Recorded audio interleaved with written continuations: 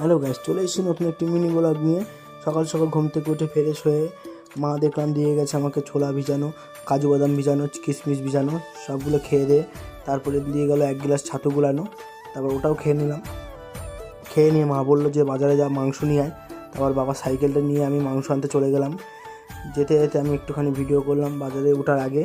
তারপরে বাজারেই উঠে গেলাম, আমাদের 2 মিনিট লাগে যেতে বাজারে। তারপর বাজারে উঠেই আমি দেখলাম আমাদের হাই স্কুলের সামনে মাংসের দোকান, সবজির দোকান, মাছের দোকান। আমি নিতে এসেছি মাংস। তারপর দাদুকে বললাম যে আমাকে মাংস দাও। তারপর দাদু আমার জন্য মাংসটা কাটছে। মুরগিটাকে কত করে একটা কোপ দিল। কোপ দেওয়ার পরে মুরগিটা হেগে দিল। তারপর মাংসটা নিয়ে চলে আসলাম। বাড়ি এসে দেখছি বাবা রান্না করছে।